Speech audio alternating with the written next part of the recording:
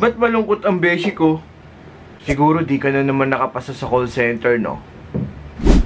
Welcome back to my channel. This is Kuya Rene Boy. Sa video na to guys, pag-uusapan natin yung 5 posibleng rason kung bakit ka bumabagsak sa pag-a-apply mo sa call center. Aside kasi sa poor communication skills or sa lack of preparation, meron pang 5 possible reasons kung bakit hindi tayo nakakapasa sa pag-a-apply sa call center, at iisa-isahin natin yan para sa susunod na pag-a-apply mo. Magko-comment ka na dito, Kuya Rene Boy, dahil sa mga videos mo pasado na po ako sa pag-a-apply sa call center.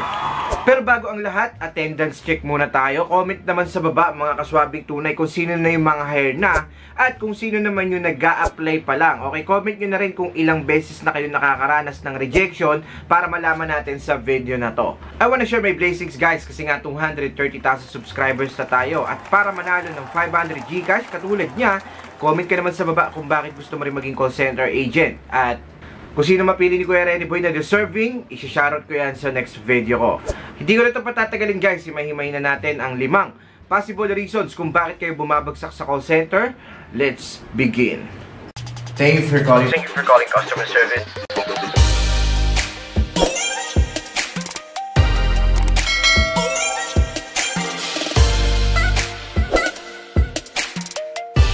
Welcome back to my channel. This is Kuya Rene Boy. For today's video guys, pag-usapan natin yung 5 dahilan kung bakit bumabagsak ang isang call center applicant. Maraming possible reasons at marami na rin ako nagawang video about this, pero yun nga, gusto ko kasing ipaalala sa inyo yung mga dapat ninyong iwasan kapag nag-apply kayo sa call center, at ilan dito sa mga babanggitin ko mamaya ay hindi ko pa nababanggit sa mga nakaraan kong videos. Sa mga bago pa lang dito at hindi pa nakakakilala sa akin, pero gusto mo ng ganitong uri ng mga content, ako nga pala si Kuya Rene Boy at gumagawa ako ng mga call center sure hard tips na nakakatulong sa mga BPO or call center aspirants. Libo-libo na nakapasa sa YouTube channel ko, and hopefully, ikaw na ang susunod. Kaya kung ikaw nalulungkot ka ngayon, beshi ko, gagawan natin ng paraan yan para makapagpirma ka na ng job offer sa call center company na ina-apply mo. At kung isa ka sa nangangarap na maging call center agent, wag mo naman kalimutang i-like ang video na to, at syempre subscribe button para updated ka pa sa mga paparating ko pa mga videos. O hindi ko na ito patatagalin, start na agad tayo. Number 1, inconsistency. Okay guys, when we say inconsistency, yung hindi ka consistent sa mga sinasabi mo. Okay, for example, nabanggit mo sa interviewer, sa initial interviewer, sabi mo 8 years na yung call center experience mo, tapos bigla mo sinabi biglang 5 years, biglang 6 months, ganon. Alam nyo ba guys, yung mga interviewer na yan, para sila mga human computer, natatanda nila every detail na sinasabi natin. And syempre, meron resume sa harap nila. Kaya dapat, kung ano yung nakasulat sa resume mo, dapat magmamatch yan sa mga sinasabi mo sa interview. Kasi mapapakamot na lang ng ulo yung interviewer. Sabi mo sa interview, ganito ka. Pero pagdating sa resume mo, iba yung mga detalye na nakasulat. Sabi mo, dito ka pinanganak. Tapos pagdating sa resume mo, iba na naman yung nakasulat. And halos lahat ng mga kaibigan ni Kuya Rene Boy na nag-i-interview, ito yung sinasabi nilang red flag, no? Inconsistency. Kaya pala maraming bumabagsak sa call center kasi napaka-inconsistent nila sa mga sinasabi nila. Paano ka makikitaan ng mga interviewer ng genuine interest kung paiba-iba yung sinasabi mo? Okay, for example, sa achievements mo, sa mga skills mo, sa work experience mo, di ba? Tapos, ultimo sa mga mismong personal information mo, hindi pa nagmamatch dun sa nakasulat sa resume. Kaya, bago kayo guys humarap sa mga interviewer, make sure na inaral nyo maigi at make sure nyo na updated din yung resume ninyo para maging consistent kayo sa mga sinasabi ninyo at magmamatch siya. Kasi pag hindi yan nagmamatch, mata-turn off yung interviewer and possible ma-reject ka sa pag-a-apply mo. So yun, number 1, inconsistency. Kailangan maging consistent tayo every time na sumasagot tayo sa interviewer, okay? Reason number 2, oversharing. Yung tipong pag tinanong ka ng interviewer about your greatest strength, greatest weakness, tapos bigla ka magkikwento tungkol sa pamilya mo, di ba? Negative yun. Huwag tayo mag-overshare guys, okay? Pwede tayo magkwento ng mga previous work experiences natin, okay? Kung ano ba yung, paano mo siya ma-relate dun sa sagot mo dun sa interview question, pwede yun. Pero to the point na lumalayo na yung kwento mo, to the point na kinikwento mo pa na nag-away kayo dati ng colleague mo, ganito yung detalye, ganyan yung nangyari. Huwag ganun guys, kasi hindi yun yung gustong marinig ng interviewer, at to the point na mai-intimidate siya sa mga sagutan natin or parang mata-turn off, ganyan. Kasi nga, hindi hindi naman yung gusto niyang marinig, di ba?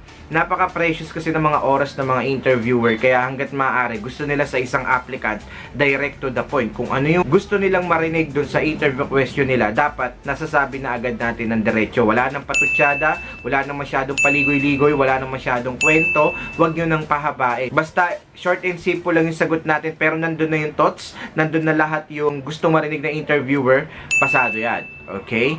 And yun, regarding dito sa oversharing guys, iwasan din natin yung pagkikwento natin ng mga family problems natin. Although, pwedeng makisimpatya sa'yo yung interviewer, pero to the point na kikwento pa natin lahat ng mga nangyayari sa bahay natin, yung away ni Bayaw, away ni Hipag, ganyan-ganyan. Wala na pong pakialam dyan yung mga interviewer. Ang gusto nila malaman is kung talaga bang qualified ka, kung talaga bang capable ka na gawin yung trabaho, at kung talagang swak na swak yung mga qualification mo dun sa available position nila. Number 3, inability to work under pressure. Okay? Kung napapansin niyo yung mga interviewer, panay ang tanong nila, how do you handle stress? How do you define multitasking? Gusto nilang malaman kung talaga bang kaya mo magtrabaho under pressure. Kasi guys, pag pumasok tayo sa BPO industry, kailangan nating i-anticipate yung workload, kailangan nating i-anticipate yung pagmumultitasking. Kasi totoo guys, na kahit nakaupo ka lang, nakikipag-usap ka kay customer, nagtatype ka sa computer, tumitingin ka sa monitor, kumbaga, gumagana halos lahat ng parte ng katawan mo. Okay, hindi ka nga lang tumatakbo or nakatayo. Pero lahat, utak, mentally, physically, gumagana pa rin. Lalong-lalo na pag nagtatype, tapos nagsasalita ka, minsan ang hirap pagsabayin. Lalong-lalo na kung maka-encounter ka ng irate caller. So, the reason why yung mga interviewer nagtatanong ng how do you handle stress, how do you handle difficult scenario, can you tell me your most difficult situation and tell me what happened, how do you resolve it, how do you manage it, mga ganun-ganun. Kasi gusto nila malaman kung kaya-kaya mo talagang gawin yung trabaho kahit nahihirapan ka sa isang sitwasyon. Kapag tinanong ka ng mga ganyang interview questions ng interviewer, kailangan maipakita mo na kayang-kaya mo mag-work under pressure by using these 3 magic words. Okay, yan 3 na yan. Kailangan laging kasama yan sa mga sagutan natin kapag tinanong tayo ng interviewer. For example, can you tell me your most difficult situation and how you manage it? So, pag ginamit mo yung 3 magic words na yan, makikitaan ka ng interviewer na kaya mo palang mag-work under pressure at ready ka ng sumabak sa BPO industry. Pang-4, lack of preparation. Guys, lagi ko sinasabi to kasi napaka-importante ng pagpe-prepare bago kayo sumabak sa gera. Hindi kayo pwedeng pumunta sa interview na wala kayong baong bala. Kasi legit guys na minsan yung mga tanungan sa interview ay pang Miss Universe. Minsan may situational, may out of the box, may behavioral, di ba? Iba-iba yung mga tanungan sa interview, kaya hindi pwede tayo mapanatag. Pero, hindi rin naman to reason para kabahan. Kasi kung palagi ka nanonood ng mga videos ni Kuya Renny Boy, kung hindi mo pa napapanood yung mga videos or playlist natin all about interview questions with sample answers, I link it up there, makakatulong sa'yo yung mga videos na yan. Kasi nga, bago kayo sumalang sa interview, dapat prepared talaga kayo. At kaya maraming bumabagsak sa pag-a-apply kasi sinabihan lang ng tropa, tara, hiring kami, call center, malaki sahod, punta tayo doon. Pupunta sila ron, wala siyang paghahandang ginawa. Ayun, bagsak siya. Okay, yung iba naman, sinabihan lang ng nanay, anak, pag-apply ka sa call center, malaki sahod doon, dalihan mo na, mag-base ka na. Punta siya agad doon, tapos pag-apply niya, tinanong siya, di na siya nakapagsalita. Kasi nga, wala siyang preparation. Okay? Kaya, bago kayo mag-apply sa call center, guys, siguraduhin ninyo na magpe-prepare kayo para hindi kayo mautal-utal, hindi kayo kakabahan masyado, hindi kayo magpo-post, or kaya yung iba, yung tipong binati pala na good morning, umuwi na, naihina sa kaba, di ba? Kasi nga, lack of preparation yan. Tsaka kahit gano'n tayo kagaling sa English guys, yung iba nga guys ang daming kumukonsulta kay Kuya Renny Boy, kahit mga ESL teacher, ganyan, tinuturuan ko pa rin sila. Kasi may mga time na hindi pa rin sila confident kahit magaling na sila mag-English. Kasi nga, maraming assessment, maraming mga eche-bureche sa application process pag nag-apply sa call center. Kasi totoong ganyan guys, at hindi na excuse na wala kang idea sa call center, hindi na rin excuse na wala kang alam or wala ka pang experience sa call center para masagot yung mga tanong nila. Kasi minsan may mga mock call, account validation, may mga assessment. Kaya dapat guys, bago kayo mag-apply, siguraduhin ninyo nagpe-prepare kayo, okay? Para hindi kayo bumagsak at ma-make sure natin na makakapasa kayo. At kapag tinanong kayo ng interviewer, how do you prepare for this interview? How do you prepare before applying in a call center? Pwede ninyong gamitin yung 3 magic words na to at bahala na lang kayo kung paano sila gagamitin sa sentences. Last but not the least, bad-mouthing your previous company or previous colleague. Okay, maraming bumabagsak sa call center kasi sinisiraan nila yung mga dati nilang kumpanya, yung mga dati nilang katrabaho. Wag na wag nyong gagawin yan, guys. Wag na wag kayong magsasalita ng mga negatibo about sa dati mong trabaho, sa dati mong kumpanya, kasi mafe-feel ng interviewer mo ngayon na pwede mo ring gawin sa kanila yan kapag umalis ka na sa kumpanya nila. Kaya wag na wag kayong magbabadmouth, guys. Marami akong interviewer na nakausap din, guys, at talagang nire-reveal nila sa akin na kapag ang isang aplikante ay nagbabadmouth ng mga ganyan, ng mga dati nilang kumpanya, wala, negative yan. Pagdating kasi sa interviewer nun, kapag nagbabadmouth ka ng dati mong kumpanya, is incompetent ka or complaining ka. Kumbaga parang hindi ka nasasatisfy or hindi mo minamahal yung trabaho mo. Kaya maganda dyan, guys, instead of saying negative things about your previous employer or previous workmates, i-build up mo sila. Okay, magsabi ka ng mga positive na bagay na mga natutunan mo, mga nakatulong sa'yo para mag-grow, mga nakatulong sa'yo para mag-improve yung mga skills mo. At pwede mong gamitin din yung 3 magic words na yan kapag tinanong ka ng interviewer, how was your relationship with your co-employees, how was your relationship with your previous company. Kaya kasi tinatanong talaga sa interview para malaman ng interviewer kung paano ka nga ba makisalamuha or kung paano ka makipag-deal, kung team player ka ba, kung maayos ka bang makitungo sa mga kaopisina mo. Kaya wag na wag kayo magbabadmouth ng previous company ninyo kung ayaw mong ma-reject sa pag-a-apply sa BPO. So that's it for today, guys. Sana may natutunan ulit kayo sa video ni Kuya Rene Boy. Sobrang saya ko lang kasi ang dami na naman nakapasa sa call center dahil sa mga videos na ginagawa ko. Libo-libo na kayo nakapasa. Ang dami nagme-message sa akin every morning, Kuya Rene Boy, hindi po kita makakalimutan, may trabaho na po ako. Kuya Rene Boy, sakto po, may sakit po yung anak ko dahil po sa'yo nakapasa na po ako sa BPO, mababayaran na po yung mga utang namin.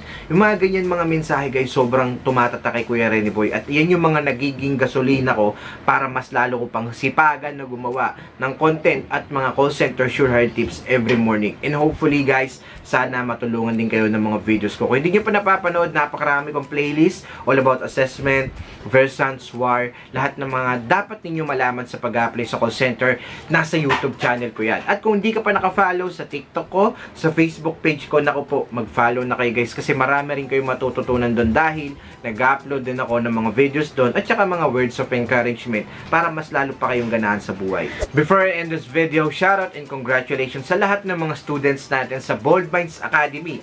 Call center training namin yan, guys, na online lang, kaya kahit sang part ka ng Philippines, welcome na welcome po kayo mag-enroll. Okay? Kahit hindi ka po kagalingan mag-English, kahit medyo may kaedaran, or kahit na hindi ka pag-graduate sa pag-aaral, pwedeng-pwede. Ang gagawin mo lang, itatago mo lang yung certificate kasi sa 1-month training namin, makakakuha ka ng electronic certificate at job assistance guaranteed. At marami na po nakapasa sa call center. Nagti-thank you for calling na sila dahil sa ating 1-month call center training. Kaya ano pang inaantay nyo, guys? Mag-enroll na kayo. Marami kayong matututunan kasi meron tayong live or coach trainer dito sa ating online training. Natuturuan talaga kayo kung paano makapasa sa mga interview, sa mga mock call, paano ma-improve yung mga English communication skills ninyo.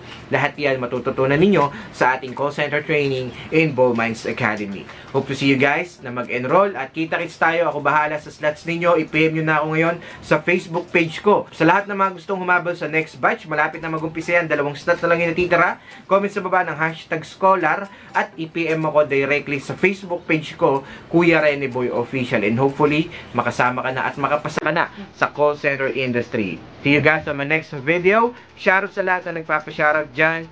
God bless us all.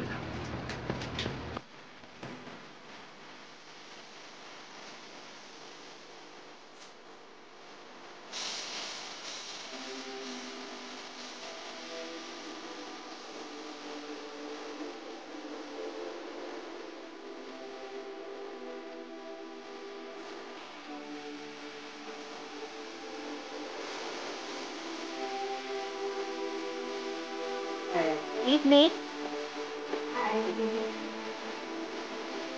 I am Rosal and I will be your interviewer, and you are? I am Lucy.